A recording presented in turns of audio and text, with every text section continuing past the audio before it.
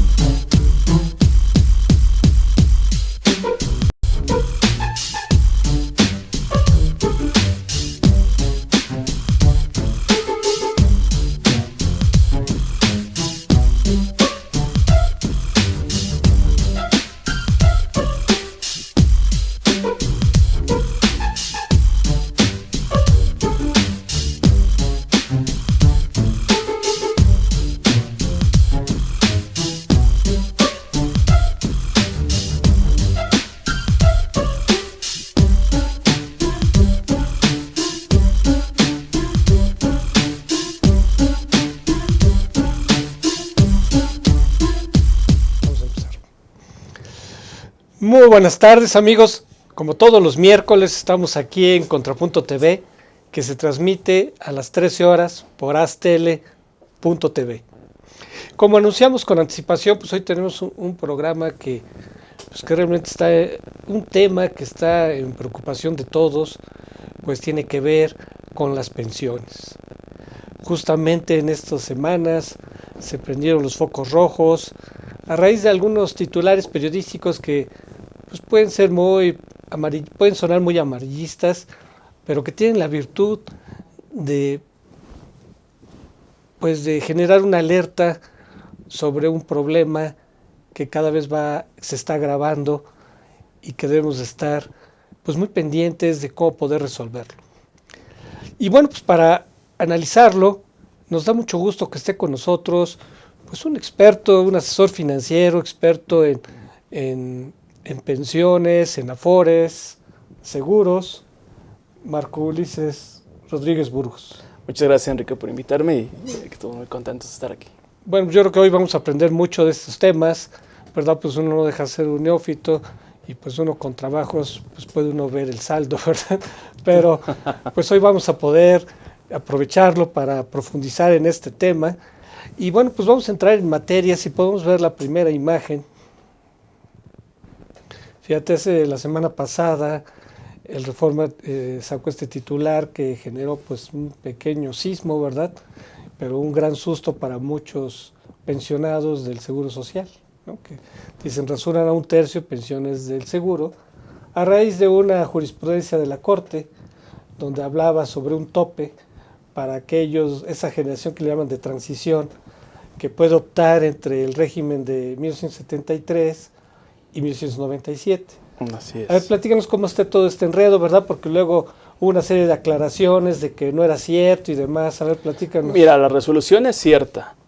Es una resolución que hubo en el 2010, 2016 y ahora en el 2020. Y va más enfocado al tema de resolver controversias en demandas. Obviamente, esto más bien sale también a partir de la Sala Segunda de la Suprema Corte de Justicia. No es de la sala principal, sino de la Sala Segunda. ¿Qué es resolver controversias? Obviamente ellos dictan un parámetro, obviamente en base a tesis que se contraponían, y ellos deciden sacar esta resolución. ¿Quién al final decide? El IMSS es un organismo autónomo, descentralizado, que ellos en su consejo técnico dicen, ok, está bien, pero yo voy a seguir calculando hasta el día de hoy como son los topes en la parte de pensión. Entonces, sí sale, esta noticia es cierta, sale esta resolución, pero es que si se va a aplicar al día de mañana, dicen a partir del 20, se salió el 24, 27 iba a entrar en acción y ya todo iba a cambiar, no, o sea, sí para un tema en específico.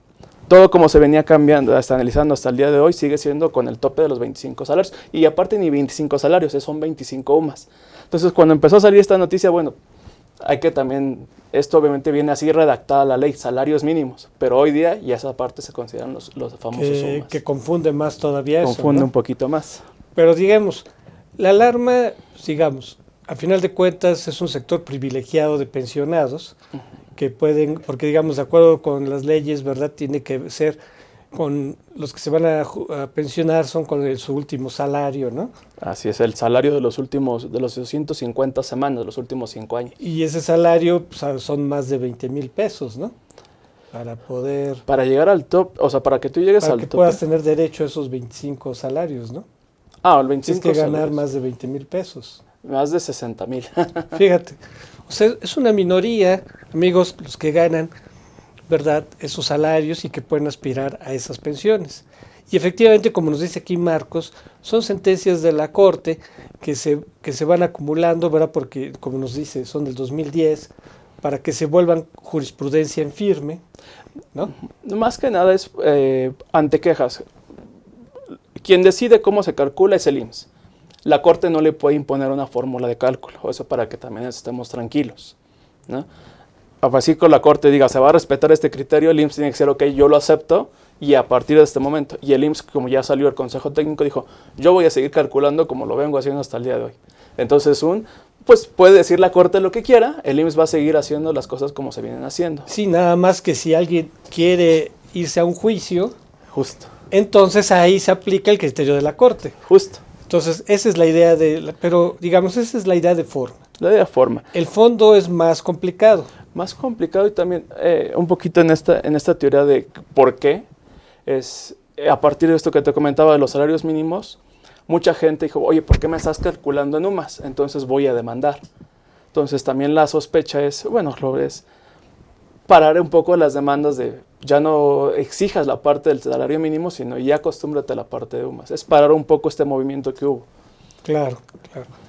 Pero digamos, cuando hablamos de fondo es que el asunto no es solamente con aquellos que son un sector privilegiado de los asalariados, sino que el problema de fondo tiene que ver con la mayoría de los mexicanos, de los que aspiran a una pensión digna. Entonces, si podemos ver el siguiente imagen, por favor. Fíjate las declaraciones del titular del CONSAR, que se hablaba de que el sistema de pensiones era una bomba de tiempo, pero aquí el titular de la CONSAR dice, la bomba ya explotó. Fíjate que es muy inusual que el titular de un organismo, ¿verdad?, gubernamental, haga referencia a que la crisis ya explotó.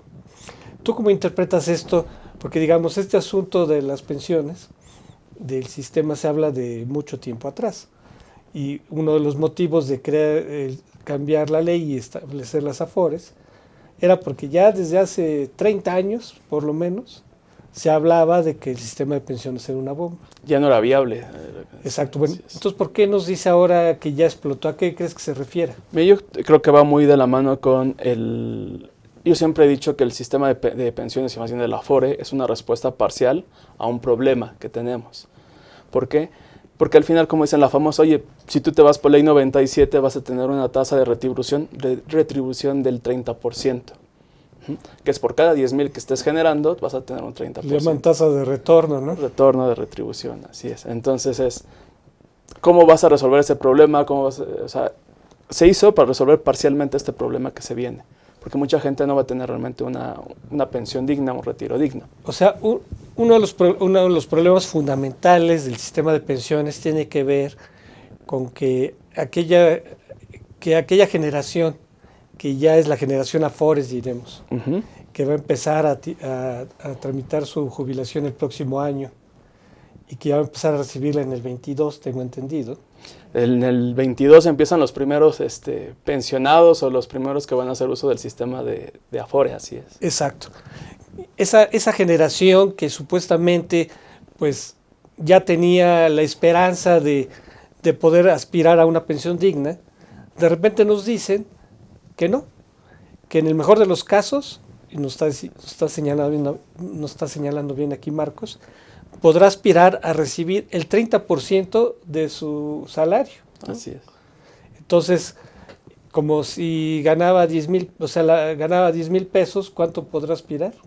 3,000 pesos, o solamente 20,000, 6,000, 30,000, 9,000 pesos. Vamos a ver en esa vertiente. Exacto, ¿no? O sea, y eso en el supuesto que haya cumplido con todos los requisitos. Con todos los requisitos, ¿no? que son las 1,250 semanas cotizadas. O sea, 24 años. 25 años prácticamente. 25 años. Entonces, uno de los aspectos de la crisis de pensiones tiene que ver con eso. Pero hay otros aspectos, si podemos, que vamos a seguir abundando luego ahorita en ese punto. Claro. Pero vamos a ver un aspecto general, ¿no? Un panorama general de lo que va a implicar este sistema de pensiones para el futuro. Mira, esta imagen, ¿no? Le llaman aquí transición demográfica. Si puedes ver, hace 60 años, o más bien hace 70 años, ve cómo era la pirámide demográfica.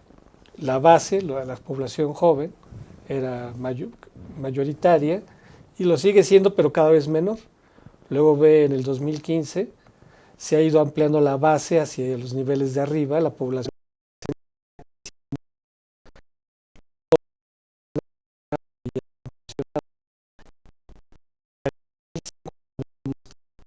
Cada vez es mayor la población que va a requerir una pensión, ¿no?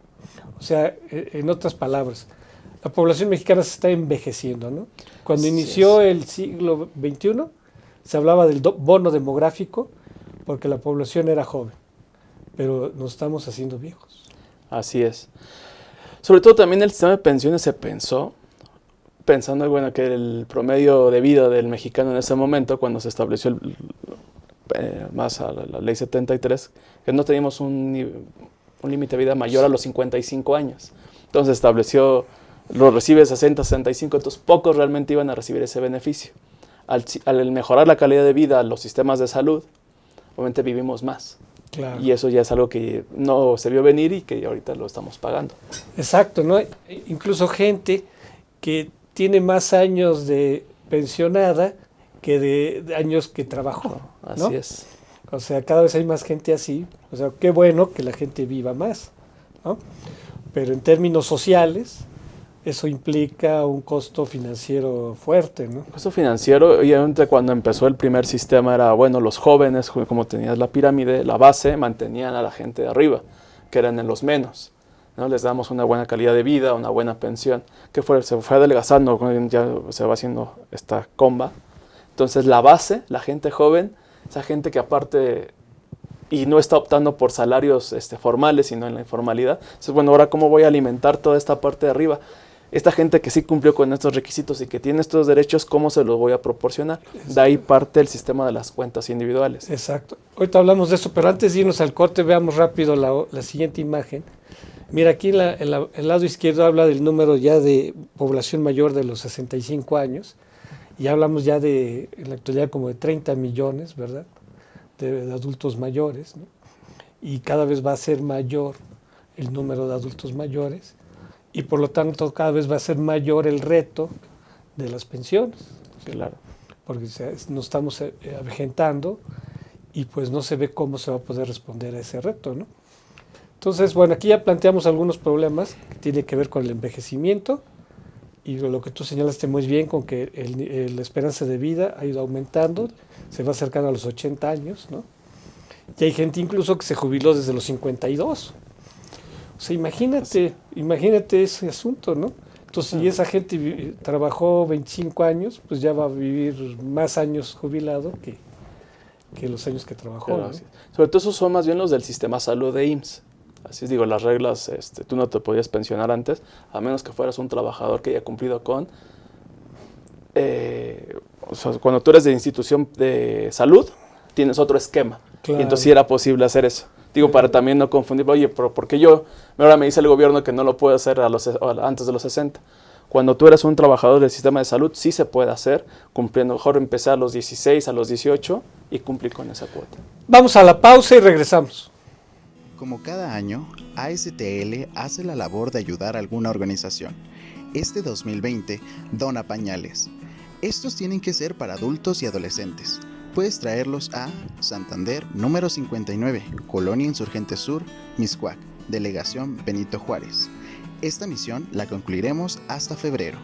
Te agradecemos que nos ayudes a ayudar.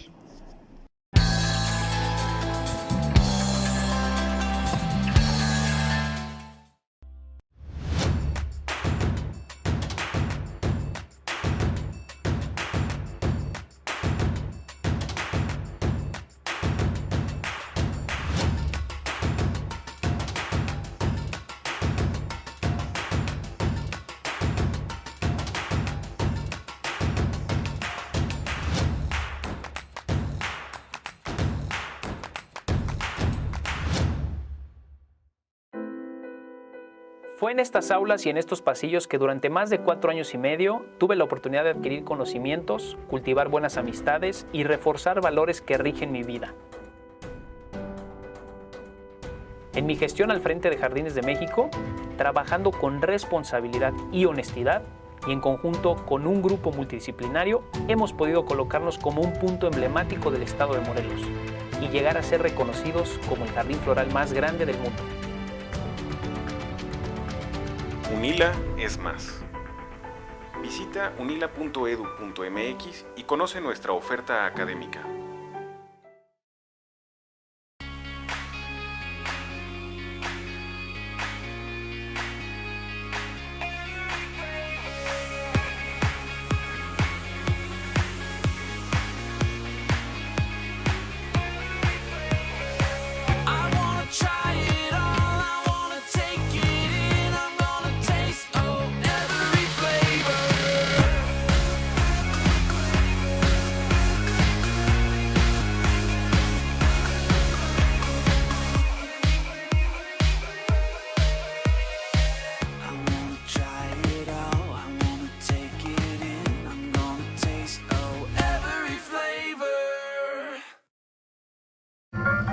¿Cómo te fue?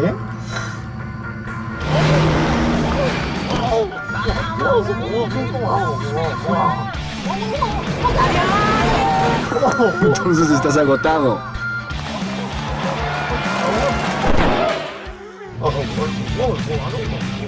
Rehidrátate con el balance perfecto de agua, glucosa y electrolitos y recupera el equilibrio en tu cuerpo. Electrolit, hidratación total, científicamente hidratante. Consulta a su médico.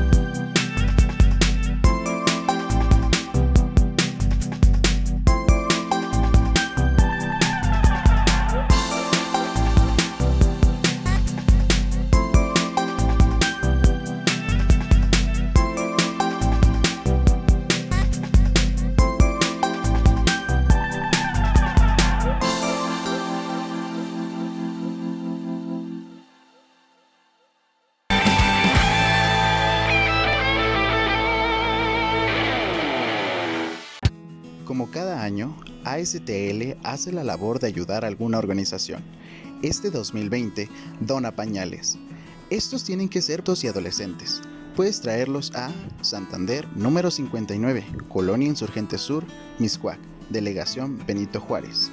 Esta misión la concluiremos hasta febrero. Te agradecemos que nos ayudes a ayudar. De regreso, amigos, aquí en Contrapunto TV. Estamos analizando aquí los problemas que enfrenta el sistema de pensiones y de por qué se habla de una crisis que tiene que ver con algunas cuestiones demográficas, con el envejecimiento de la población, con el mayor esperanza de vida, pero también tiene que ver, ¿verdad?, pues naturalmente con el sistema propiamente dicho. Si podemos ver la siguiente imagen,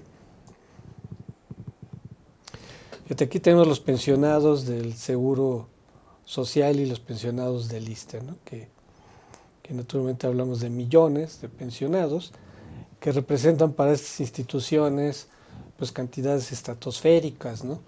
Por ejemplo, el Seguro Social tiene un presupuesto que hablamos de unos 800,000 millones y las pensiones le implican 300,000 millones. O sea, como el 40% de su presupuesto se lo llevan las pensiones. Pero tú también comentabas algo interesante, de que hay distintos sistemas de pensiones, ¿no? Así es. A ver, platícanos de eso. ¿Cuál es? Que aparte de todo el mundo conoce el Seguro Social, el ISSSTE, pero hay más, claro. Claro, mira, en teoría cada institución, cada estado tiene su propio sistema de pensión. Estamos hablando de 32 sistemas de pensión, más los sistemas de pensión paraestatales, como puede ser Luz y Fuerza, la parte de Pemex. Cada uno tiene su propio sistema. Comisión Federal de Electricidad. Así es.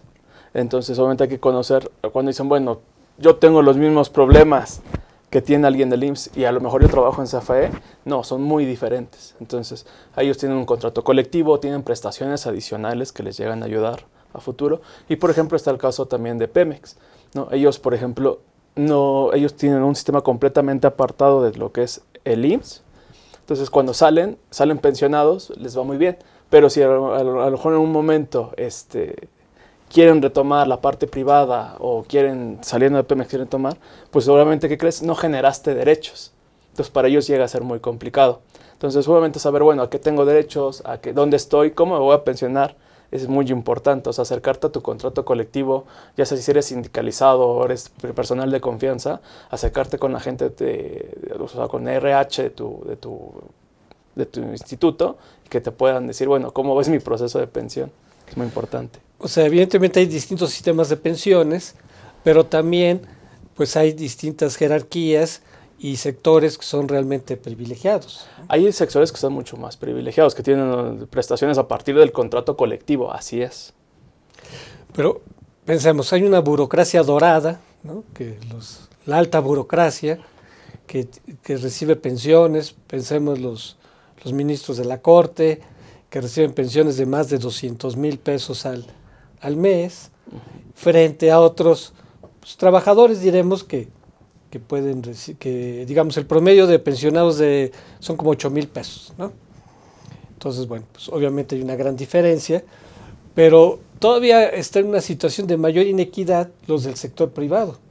¿Qué pasa? Tú ya mencionaste que los del sector público, sus sindicatos tienen una serie de prestaciones que les dan pues una mayor tranquilidad, ¿no? Así es. Y dentro de la burocracia pues está el Pemex, la Comisión Federal, que son todavía más privilegiados. Pero ¿qué pasa con el sector privado? ¿Qué sucede ahí? Porque ahí la situación es terrible, ¿no? Mira, la situación, digamos, las reglas del juego ahí están, y sí estás más al descubierto, y hay que verlo también. Lo más importante es, y que ya ahorita es un tema también en el tema laboral, es que estés con tu salario. Es lo más importante. Mejor ya dicen, ya se acabó te voy a dar todo por fuera y te doy con cierto salario. Eso también, digo, en materia de pensión, a lo mejor dices, a lo mejor pago menos impuestos, ¿ok? Pero en materia de pensión también te está pegando. Entonces, sí tienes que ver mucho tener control. Pero, ¿qué me dices con eso? ¿Que no les dan seguro social? No. Te doy de alta, te doy tu seguro social, pero veamos que la parte de aportación de tu pensión, hoy la ley Afore conocida, es de un 6.5 en base a tu salario, el salario que estás percibiendo, que estás tú reportando al IMSS. Claro, es como la aportación obligatoria. La aportación obligatoria. Entonces, si tú tienes un salario bajo, o si sabes que te estoy dando por fuera y yo estoy reportando al IMSS un salario mínimo, obviamente ahí la implicación la vas a ver cuando te vayas a retirar. Claro. Entre menos aportes, pues menos vas a recibir. Así es. Pero bueno, un problema que señalas muy bien son sobre los salarios. Y México, históricamente, es un país con bajos salarios. Y por eso en el TEMEC, ¿verdad? Incluso Estados Unidos, Canadá, ¿verdad? Enfatizaron mucho ese aspecto, que lo consideran como una competencia desleal, de que las empresas traten de aprovechar los bajos salarios. Uh-huh. Vamos a ver la siguiente imagen que tiene que ver con eso. Fíjate, un aspecto de la crisis de pensiones son datos comparativos de la OCDE, y México aparece, fíjate, ve el 33% como población que cotiza a la seguridad social, porque dentro de todo este universo que estamos mencionando, claro, pues no es la mayoría la que cotiza a la seguridad social. O sea, prácticamente 70% de la población no cotiza a la seguridad social. Quiere decir que si a lo mejor decimos que alguien que reciba una pensión de 3,000 pesos o 4,000 o 5,000, se parece poco, pero la mayoría ni eso, ¿no? Entonces, fíjate, en estos datos comparativos, México es de los que tienen población que menos cotiza a la seguridad social. Entonces, fíjate, ve qué aspecto tan dramático, ¿no? ¿Por qué la mayoría no cotiza a la seguridad social? Pues porque la mayoría está en la economía informal. Informal, justo. ¿No? Entonces, si la mayoría está en la economía informal, quiere decir que no tiene un empleo. O si tiene, pero no está pagando impuestos y tampoco está aportando a su pensión. Exacto. Si vemos la siguiente imagen. Fíjate, otro aspecto de la crisis de pensiones es que cada vez es mayor el porcentaje que ocupa en el Producto Interno Bruto. O sea, cada vez se destina más riqueza para el pago de las pensiones, ¿sí? Porque en todo este asunto tiene que ver pues que el gobierno, por ejemplo, para pagar a los pensionados del viejo régimen, Claro. el gobierno tiene que pagar, ¿no? Entonces, pues, ¿de dónde lo tiene que pagar? Pues del presupuesto. Porque Sí, fíjate, así es. fíjate, el 15% del presupuesto es para el pago de pensiones. El 15%. Y eso lo podemos ver, fíjate, vemos la siguiente tabla. Aquí tenemos una tabla comparativa de Chile y México. Cuando en el 97 se crea el sistema de Afores, pues se pensó en Chile, ¿no? O sea, Chile aparecía como una alternativa. Y diremos que dentro de todas estas cifras, un dato relevante tiene que ver con la tasa de retorno que tiene en Chile. Fíjate, en Chile están enojados porque su tasa de retorno es de 45%. Así es, cuando empezó el sistema chileno, el sistema de aportación que ellos hacen a su ahorro era del 10%. Aquí es del 6.5%, también de ahí la diferencia. Exacto.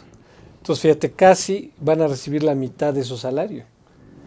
Y en México, el 30%. Así ¿no? es. Entonces, ahí hay una diferencia abismal. Y a pesar de eso, en Chile ya se han ido haciendo ajustes al sistema. Sí, también ese es un tema, el tema del ajuste. O sea, hoy día estamos viviendo la etapa de la cuenta individual y es justo, ya cambia todo este sistema de lo que le tocó a nuestros papás, a nuestros tíos, de que, ok, yo tenía, en base a tu salario de los últimos años y tu total de semanas, si la mezcla era buena, o sea, si hacías un buen esfuerzo a través de una estrategia, podías mejorar tu pensión. Hoy más bien es lo que yo acumulo en base al salario que traigo y lo que estoy ahorrando, es lo que me van a dar. Fíjate, en la actualidad en México hay mucha gente que está inconforme con este sistema de Afores. ¿Tú cómo viste este cambio, no? ¿Tú ves correcto haber adoptado el sistema de Afores? Bueno, si a mí me preguntas qué me hubiera gustado, yo hubiera querido el sistema de pensión pasado. ¿El anterior? Así es. A ver, pero dinos, para que la gente... Ok, ¿por qué? Porque hay voces, ¿verdad?, que quisieran regresar a ese sistema. Sí, hay voces que se dicen, vamos a regresar a otro sistema. Digo, en la parte social y de buenos deseos, sería padre regresar a ese sistema. Pero también es viable. La pregunta es viable. O sea, vemos ahorita todos los temas, las estadísticas, es cada vez va costando más el país mantener ese sistema de pensiones y realmente ya no es viable mantenerlo.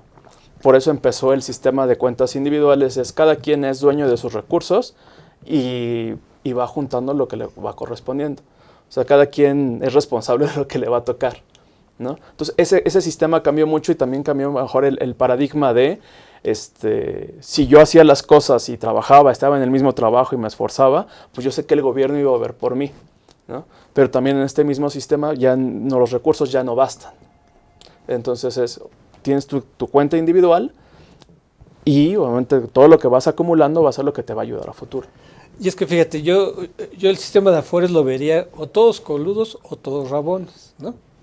Porque el problema del sistema de cuentas individuales es que responde un poco a la filosofía de que cada quien debe rascarse con sus uñas, ¿no? O sea, como ya tú vas a recibir lo que tú vas a acumular, pues, digamos, en teoría suena bien, pero primero, pues, los salarios son bajos. En segundo lugar, por vías indirectas, a final de cuentas, y esos salarios bajos, los impuestos, en fin, por vías indirectas, seguimos manteniendo a los anteriores. Así es. ¿No? O sea, sigues manteniendo a los anteriores pensionados, ¿no? Porque el gobierno, ¿de dónde saca el dinero? Pues de los impuestos, por ejemplo. Impuestos, ¿no? De las mismas cuentas que bueno, ya no de las cuentas que aportamos. Oye, eso también nos da claridad que no lo van a tomar de mi cuenta individual o de la cuenta individual de los restos de los trabajadores. ¿Por qué? Porque esa ya es mía, yo sé cuánto tengo y no lo puedes tomar de ahí para pagar algo que tú ya debes. Pero por la vía de impuestos, La por vía de ejemplo, impuestos sí se tiene que estar pagando. por la vía de impuestos, tú estás manteniendo a los del anterior sistema, Así es. ¿no? Y luego el anterior sistema es muy inequitativo, porque hay gente que gana pensiones estratosféricas y hay gente que gana pensiones muy bajas, ¿no? Sí, eso es regresar un poquito también a la forma del cálculo. O sea, cuando hablamos de esas pensiones estratosféricas, van más asociados a la parte de sector gobierno, que tienen una forma, y es la que a lo mejor nos pueden doler, decir, oye, ¿por qué él gana tanto? ¿No? Hoy día también, y regresando a la noticia con la que empezamos, por mucho en iniciativa privada, tu tope es de 60,000 pesos, si es que juntaste muchas semanas, y fue tu promedio de tus últimos 5 años, a lo mejor lo más que puedes aspirar es una pensión de 60,000 pesos. Claro, el que tuvo un salario de esa magnitud va a decir, ¿por qué me voy a sacrificar por aquellos que ganan poco?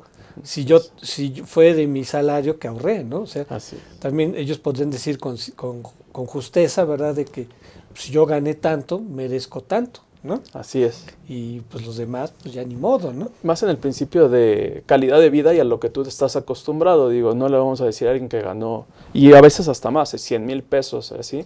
Oye, ya si juntaste varios elementos, estás ganando 60, 50,000, para él tiene que haber impacto, ¿no?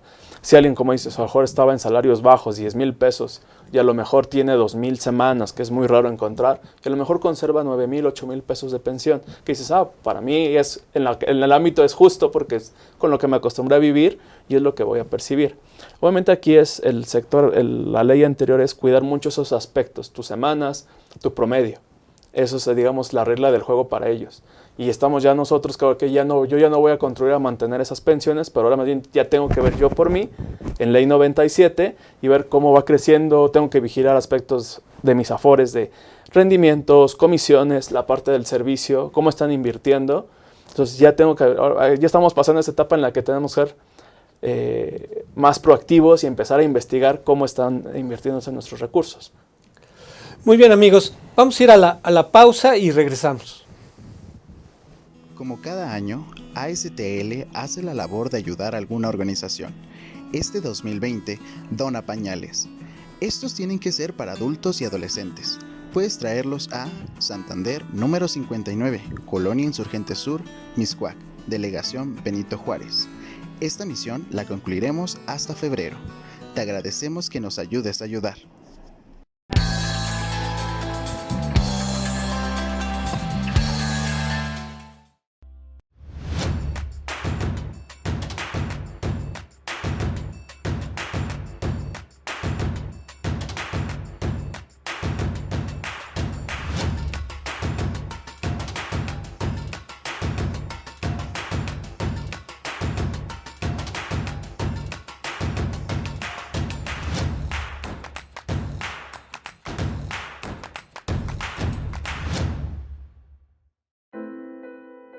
Fue en estas aulas y en estos pasillos que durante más de 4 años y medio tuve la oportunidad de adquirir conocimientos, cultivar buenas amistades y reforzar valores que rigen mi vida.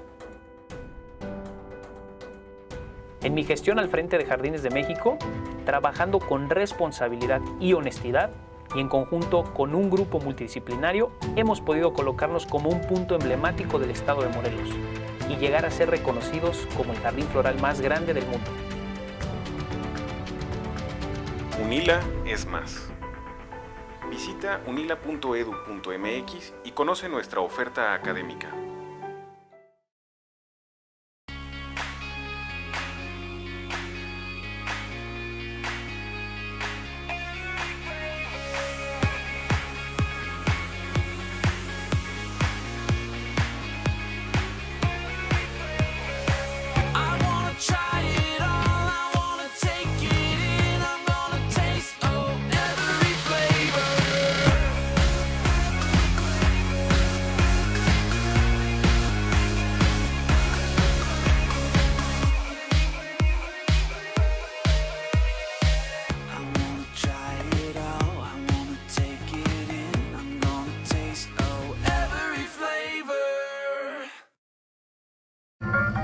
¿Cómo te fue?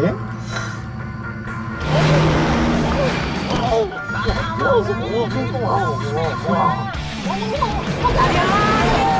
Entonces estás agotado.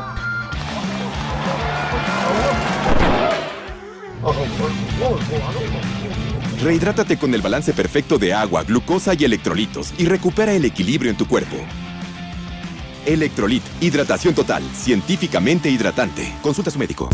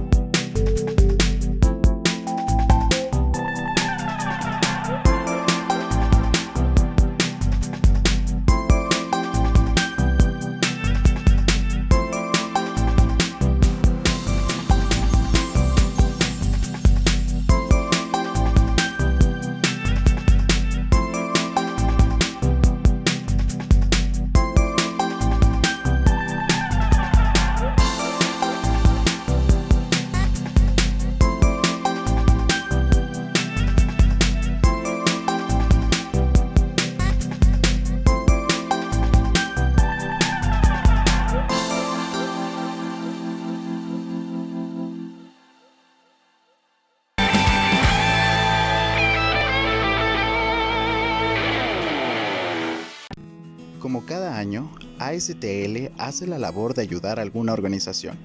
Este 2020 dona pañales.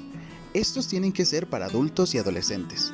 Puedes traerlos a Santander, número 59, Colonia Insurgente Sur, Mixcoac, Delegación Benito Juárez. Esta misión la concluiremos hasta febrero. Te agradecemos que nos ayudes a ayudar. De regreso, amigos, aquí en Contrapunto TV. Estamos entrando ya al tema de las Afores, que creo que es algo que nos interesa mucho. Si podemos ver la siguiente imagen. Aquí tenemos el universo de Afores, ¿no? Más o menos actualizado. No se refiere a rendimientos, ni mucho menos, sino a número de cuentas. Creo que ya es mucho mayor a la cifra, ¿no? Que no sé cuántos se hablan ahora de cuentas, pero es mayor a la que dan ahí, ¿no? Sí, claro. Bueno, más bien, creo que más bien ese es el porcentaje, ¿no? O el número total. Es porcentaje por cuentas, ¿no? Ah, ok. Pero diremos, ¿qué opinión tienes de las Afores? ¿Cuál es tu opinión después de, no sé cuántos años tengas trabajando en eso? Yo ya llevo 3 años en la parte de Afores y 5 como en la parte de asesoría financiera, o sea, viendo el tema de pensiones de manera privada. ¿Y cómo ves el tema de Afores? Tú hace rato decías que hubieras preferido que no cambiara. Yo digo que no cambiara, obviamente es como un sueño de el deber ser. Pero cambió. Y cambió y es lo que nos toca y es momento de adecuarte a lo que te toca vivir. Justo, o sea, más bien es, a veces yo creo que las satanizamos un poco y eso sí digo, lo que dicen son las comisiones más altas que hay al día de hoy. Es el tema, ¿no? Que mucha gente critica a las Afores por las comisiones. Comisiones, sí. Digo, contra otros sistemas parecidos en el mundo es todavía un sistema de comisiones muy alto. ¿Por qué es tan alta las comisiones? Más bien, ¿tú a qué le atribuyes eso? Bueno, se va más al costo administrativo, al costo de gestión, y también que ellos tienen que generar sus rendimientos, ¿no? como todo negocio. Por eso es que no sé si vimos los grupos de Afores, cuando empezó había como 15, muchas de bancos, y dijeron, bueno, yo gano más de créditos que de Afore, entonces se fueron saliendo muchas del negocio.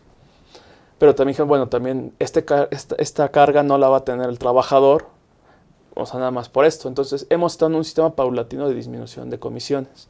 O sea, no es a lo que hoy quiere el gobierno, queremos nosotros, pero ha ido paulatinamente disminuyendo. Porque la idea de la competencia es esa, ¿no? Que la idea de la competencia es que cada vez se cobren menos comisiones para atraer a más cuentavientes, ¿no?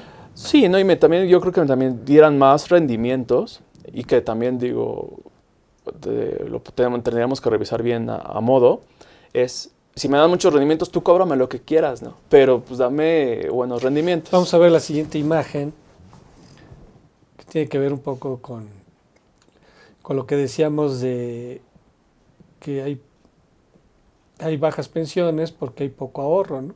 Justo. Entonces fíjate, ahí se ve una tabla comparativa, como México está entre los que aportan menos a las Afores. Si vemos la siguiente imagen,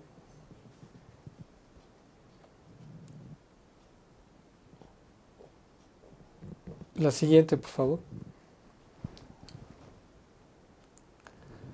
Fíjate, aquí habla sobre el porcentaje que manejan las Afores, que sigue siendo bajo, ¿no? El 15%, cuando veíamos en otros casos, ¿verdad? Como en Chile, que era superior. Ahora si vemos la siguiente imagen. Fíjate, aquí está a dónde se destinan los recursos de las Afores. Claro. Aquí hay un dato interesante, cómo están limitadas para invertir en el extranjero, que les ponen 20%, ¿no? Y tú cómo ves cómo se ha distribuido el dinero de las Afores, porque pues, había una gran expectativa con relación a los dineros, ¿no? Se supone que yo voy a tener mayor rendimiento que si lo dejo en el gobierno. Claro, digo, siempre la parte de gobierno es instrumento de deuda y obviamente es la parte más segura que hay. Obviamente lo que se hizo y a partir del 14 de diciembre cambió todo, se generó un nuevo sistema, son las Afores generacionales, que cambió toda la forma también cómo se venía invirtiendo y cómo eran las estrategias de cada Afore. En este cambio, si me preguntas, para mí creo que realmente es positivo, porque ¿qué hace este sistema? Te permite a lo mejor buscar inversiones a lo mejor de mayor riesgo y tienes más periodos para poder tener ganancias. Digamos, si se da una pérdida, lo puedes recuperar en mayor tiempo, o sea, se puede recuperar perfectamente. Pero a ver, ¿qué es eso de las Afores generacionales? Generacionales. No sé, cuando ustedes revisaban su estado de cuenta, no sé si veías 4 grupitos que había. La CIEFORE, que eran las CIEFORES, que son los fondos de inversión. La 4, que era la gente de 36 para abajo. La 3, que de los 37 a los 45. La CIEFORE 2, que eran de 46 a 59 años. Y la 1, que era de 60 en adelante.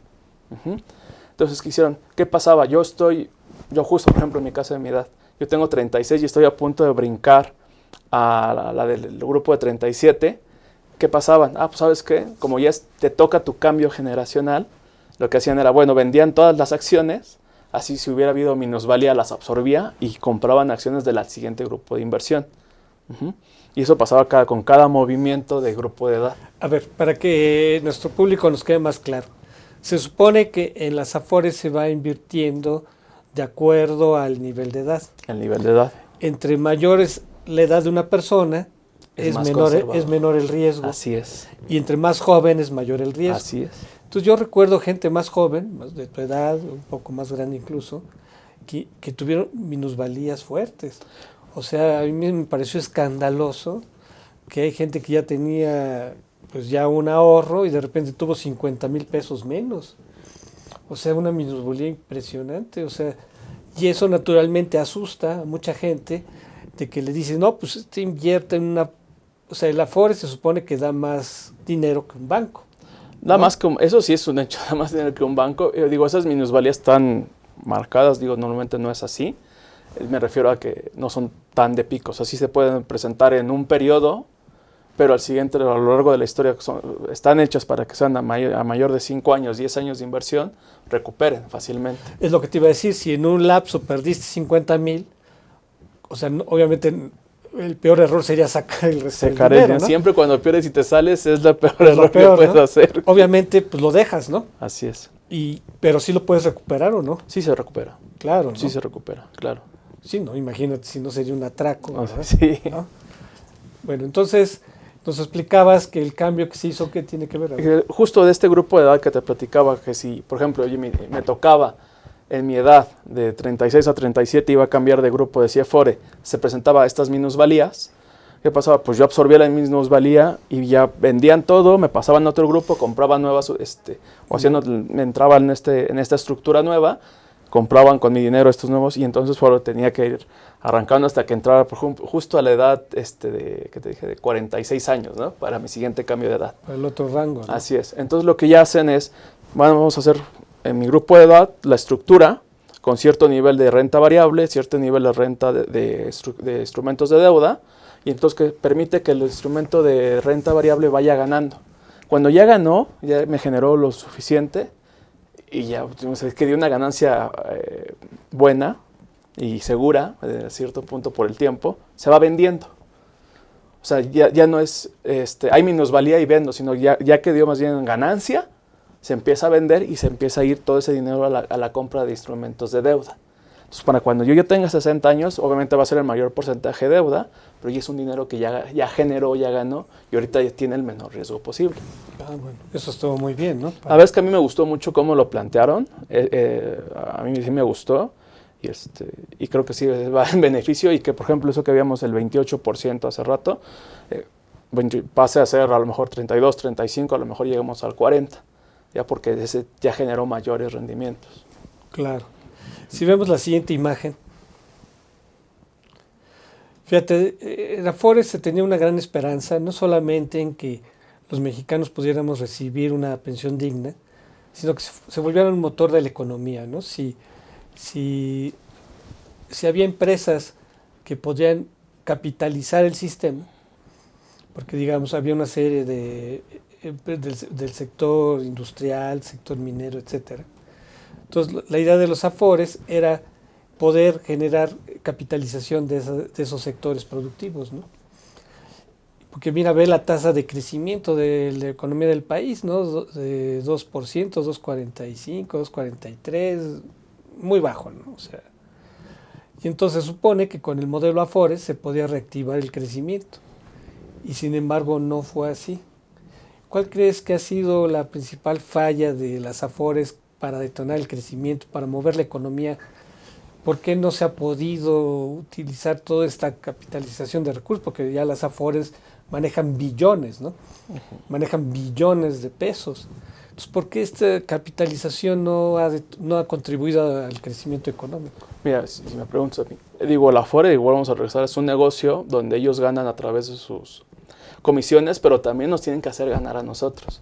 Si, por ejemplo, hay proyectos muy ambiciosos y que pueden generar mucho rendimiento para los trabajadores, el Afore se va a acercar y te va a ofrecer esos recursos, ¿no? Si tu proyecto no es viable, si no le ves una estructura, obviamente la Afore dice, ¿para qué me arriesgo? Si después me van a sacar noticias de que ya perdimos por acá y me van a sacar malas notas, ¿no? Entonces tú tienes que ser como muy estricto a ver a dónde lo voy a invertir.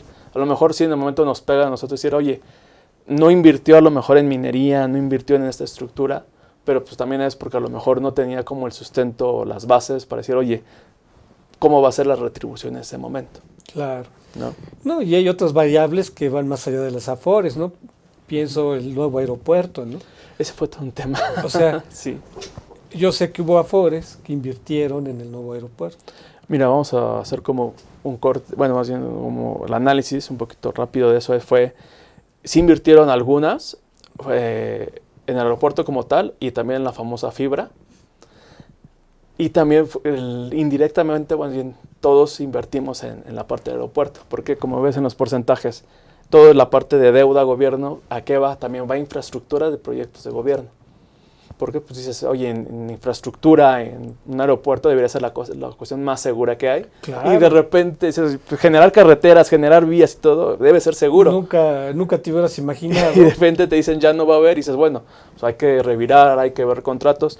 Mira, cada quien puede tener su opinión de lo que se hizo en el aeropuerto, si estuvo bien o no mal cancelarlo. Pero lo que creo que sí se hizo fue la negociación póstuma eso. El pago de bonos, cómo se iban a liquidar, ayudó a que todo eso que realmente la expectativa venía, que hubo un bache en ese momento para las Afores, cuando se negoció, hubo una recuperación ya para diciembre, se había recuperado todo lo que se había perdido. Qué bueno, porque generó pánico pensar que mi Afore invirtió en el aeropuerto y resulta que se cancela. Así es. Entonces, ¿qué va a pasar con ese dinero? Ese dinero de la vez se negoció, pero más bien con las personas que tenían, oye, los bonos, cómo se iba a regresar ese dinero, y ahora sí que más bien va enfocado a otros temas de infraestructura que pues, esperemos que reditúen. Digo, siempre que le vaya bien al país, esperamos, le va a ir bien en ese tema siempre que sea la parte de infraestructura, donde está en la parte de segura de deuda de Afore, ¿no? Entonces, por ejemplo, ahora que se hablan de que hay pronósticos negativos de la economía, pues todas las Afores van a sufrir de alguna manera, ¿no? Sí sufre y no, porque también parte es en la parte CETE. Digo, y es como vernos un poquito de las mediciones. Si yo digo, a ver cómo está, el CETE está a un nivel máximo a partir de que entró este gobierno, el máximo nivel yo creo que ha tenido en 10, 20 años. Entonces, y eso también es lo que se mide la parte de deuda de la Afore. Entonces, La Afore, digo, cuando vemos estos rendimientos de CONSAR, que son promedios a veces de 5 o 7 años, pero si lo vemos en rendimiento de este último año, llegamos a 10-12% en muchos de los casos. Entonces los valores gubernamentales de alguna manera es la opción que puede Así salvar es, el sistema, ¿no? puede salvar el sistema porque de que me tiene que pagar el gobierno, me tiene que pagar. Bueno, Así es. Ojalá así sea siempre. Si vemos la siguiente imagen, por favor. Ya se nos está acabando el tiempo. Claro. Mira, aquí hay algunas propuestas de reformas, Claro. ¿verdad? De que hay que... Son propuestas de la CONSAR, ¿verdad? Ahí hablan de la portabilidad, de seguro ISSSTE, no sé, ¿verdad? Las propuestas clásicas tienen que ver con aumentar la edad de retiro, de sí. retiro, con aumentar el porcentaje de aportación, ¿no? El porqué de eso o de estas propuestas es, volvemos a lo mismo, el 6.5 te da una tasa de recuperación del 30%. Entonces, lo que dicen, si aumentamos esa tasa, subirlo al 10 o al 15%, obviamente la tasa de recuperación va a ser mayor. Y también le dice, ¿por qué el tema de edad entra en juego? Porque dicen, ok, mientras más lo aplacemos, más tiempo tienes de haber ahorrado. No es como de que, sí, te voy a poner el pie porque el gobierno es malo, sino trae una lógica en esa parte. O sea, mientras yo tengo vamos a pensar, si hicieran esos 2 minutos, tengo un porcentaje mayor de ahorro, me están obligando a ahorrar, sí, es lo que mejor nos duele, pero también durante más tiempo. Ese es a lo mejor el momento, obviamente es un movimiento muy atrevido que yo creo que no sé si vaya a pasar. Y necesariamente eso está ligado a una reforma fiscal. Una reforma fiscal. Que incremente los ingresos del gobierno. Así es. Porque pensemos, la pensión garantizada, ¿de cuánto asciende ahorita? Porque está ligada a salarios mínimos. Bueno, ¿no? el concepto, pensión garantizada es un salario mínimo. Eso es una pensión garantizada. Pero si sube el salario mínimo, siempre va a ir subiendo la pensión. Entonces va subiendo la pensión garantizada. Así es. Pero si tu dinero no alcanza, el gobierno tiene que aportar. Esa es la pensión garantizada. Justo, si mi dinero no me basta para tener una pensión digna, si yo cumplo con los requisitos de tiempo, o sea, en este caso Ley 97, los 1,250 semanas, si mi pensión en cálculos era de 1,000 pesos, no me los van a dar, me van a dar el salario mínimo. Eso es muy importante. Entonces el gobierno tiene que tener dinero para cubrir esas pensiones y por lo tanto tiene que aumentar los ingresos del gobierno. Así es. Bueno, amigos, pues agradecemos mucho su presencia. Pues como verán, pues nos faltó tiempo para ver otros aspectos de este tema. Pero bueno, pues aquí Marcos va a estar invitado, ¿verdad? Muchas gracias. Cuando analicemos ya detalles más finos de las Afores. Agradecemos mucho su presencia y a todos por haber estado con nosotros aquí en Contrapunto TV, que como ustedes saben se transmite todos los miércoles a las 13 horas por Astele.tv. Hasta la próxima. Luego. Astele.tv.